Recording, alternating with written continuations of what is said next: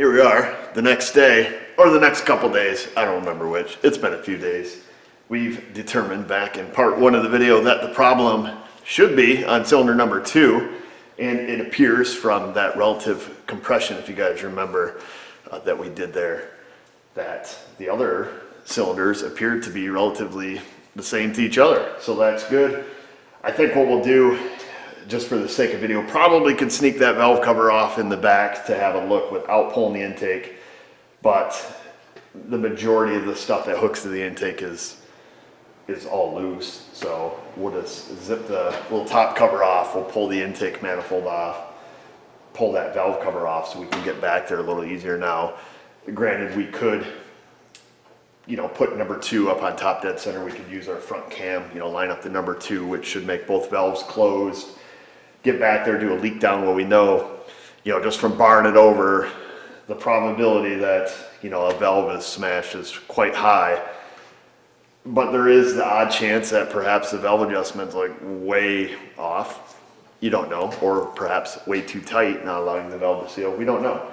In either case, even if we did a leak down and discovered that, yeah, it's leaking out of, XYZ or whatever, we're still going to pull the valve cover to have a look so we can give this thing a full assessment and take it from there. So let's get motoring.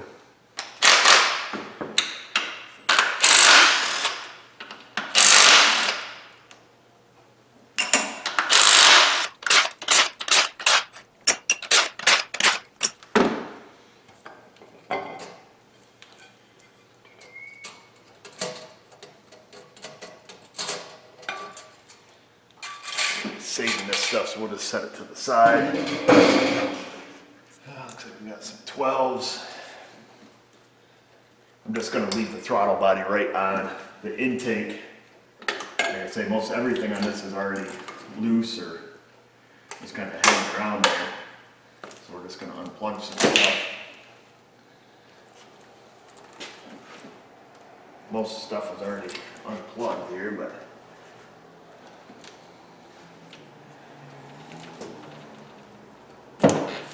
brake booster, vacuum line, PCV probably. That's about it. Got a couple coolant hoses, which we remember discovered in part 1 weren't hooked up when they were spraying all over. I just got them lightly stuck on there, so we'll buzz the bolts out of the middle. I'll pop them off and take it from there.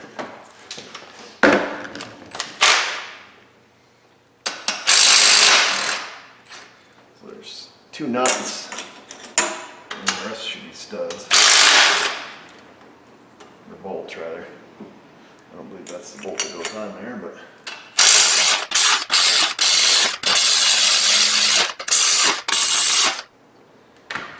there's that. There it is.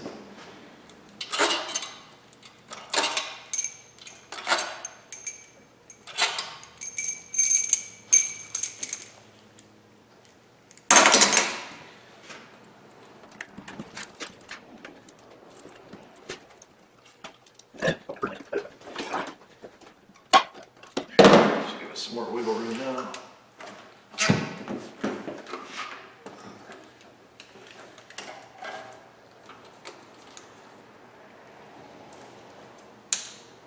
There. So we'll just set the whole intake right over here underneath you guys. There's that. So now, let's move our gasket. Now we can get to the rear valve cover easily, which again is missing most of the bolts, all the bolts on the wiring harness. Like I mentioned in part 1, you can feel frustration, I think. At least you can working on this baby.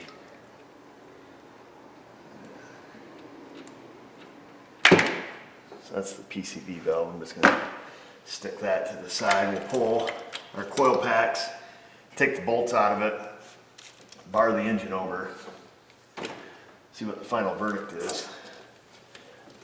I don't know. Yeah, I can't really see. We could get in there with a camera and have a physical look at the intake valves. If we determine that's where the leak is, we should be able to see them. right down to the intake manifold. Let me get some tools to get the coil packs off.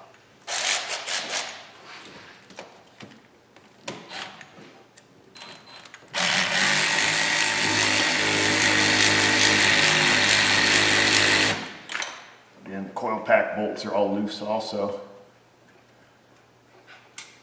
You know, so everybody's going to ask, so it is the Harbor Freight earthquake, and everybody's going to want to know my opinion, but it's brand new. Got a couple of them. I don't have an opinion yet. One thing I will say, it doesn't have a light.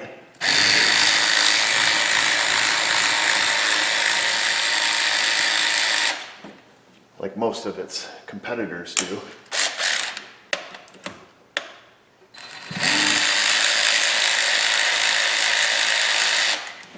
Which may seem, you know, insignificant to some folks, but I do like having the light on the end of my cordless tools. It's pretty helpful more often than not.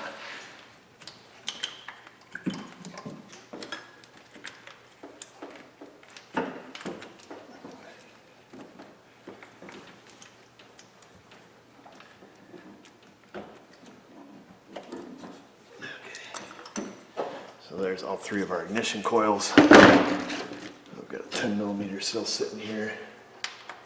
Should be able to take that valve cover off, all zippy zap.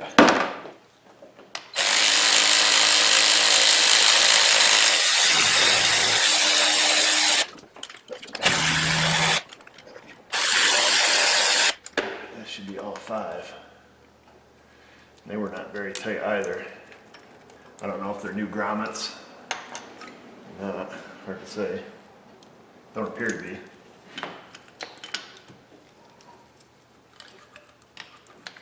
I don't believe they are, because I think the Honda ones are chrome, but the aftermarket ones are like a goldish color.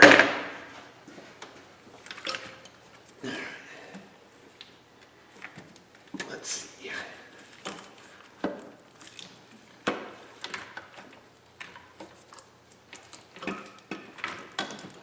Yeah, here we go. So we're gonna roll the engine over. On the front cam, I think we've showed this in other Honda videos, it is all labeled 1 through 6.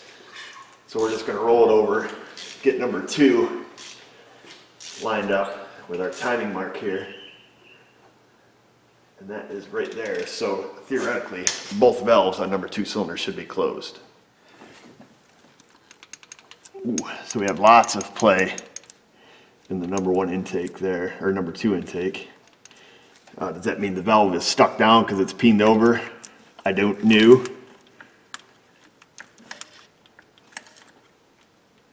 Feels about like the correct lash on the exhaust valve. So what we'll do at this point, now we'll pull the spark plug out, we'll do a leak down test on it. I'm not going to be surprised to see air coming out of our intake. It's hard to tell the overall height just looking at the looking at the valve to see if it's physically down lower than the one beside it, because I mean, you're not talking a great distance, but the intake valve should be nowhere near this loose. I don't know what the spec is. I ain't got no sticker under the hood. I'd have to look, but we can see, like, you know, the number 1 cylinder, you know, they still feel looser than they should be, but obviously a lot of play there. So let's pull that spark plug out. We'll do a leak down test, see where it's coming from. If it is the intake, we'll have a gander down the hole with our camera, see what we see.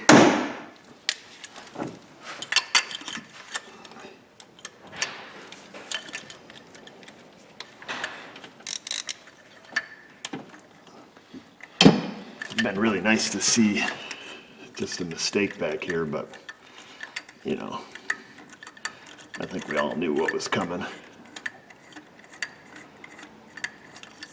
I am shocked though. So yeah, that spark plug is soaking wet, dripping with gas. So I am shocked to see that potentially only have a problem on 1 cylinder.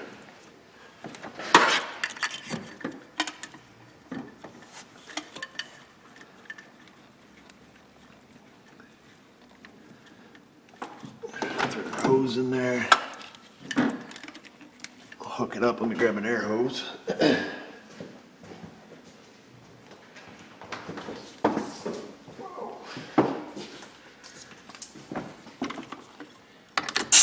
Oh, hell of moisture.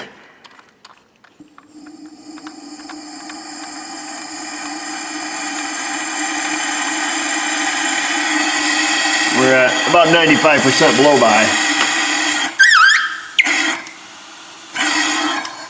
Coming right out our intake, just as we suspected.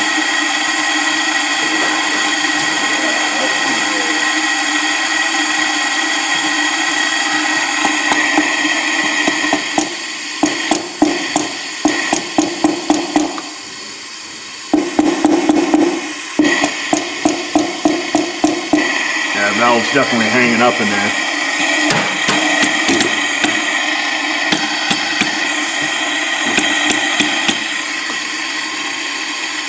Yes, I can't really see the sense in going any further. This is probably one step further than what we had to go, but it's obvious.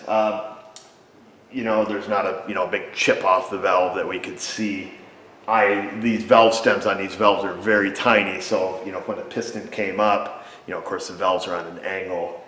It very easily could have bent the valve stem, and I believe that's more than likely the case because when we were whacking on it there with the hammer handle, you could hear it change tone just in the way it's sealed. If we were able to push it down and let it snap right up inside the guide, perhaps it would wedge up in there a little bit further, but that doesn't really matter. It's obviously not just, peened right over.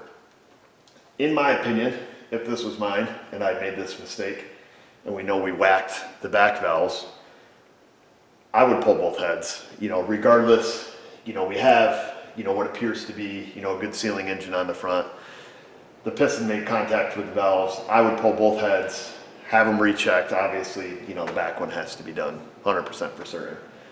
It would be, I wouldn't feel comfortable without pulling both heads if I were to do this job. I don't know if I'm gonna get this job or if the customer's just gonna go at it, again himself now that he knows where the timing marks are. That's up to him, not up to me. I was hired to diagnose it. We did. I'll take and put the intake back on it and the valve cover, of course. Car starts and runs now. I might not put the timing covers and stuff on it until I talk to him, because if he's gonna take it home and tear it apart, well, we'll give him a head start. And we'll leave it at that. So let me know what you guys think in the comment box below. Put it all down there. Questions, comments, criticisms, concerns. While you're down there, click that subscribe button, ring the bell, find us on our socials, find us on Patreon. And just remember, viewers, if I can do it, you can do it. Thanks for watching.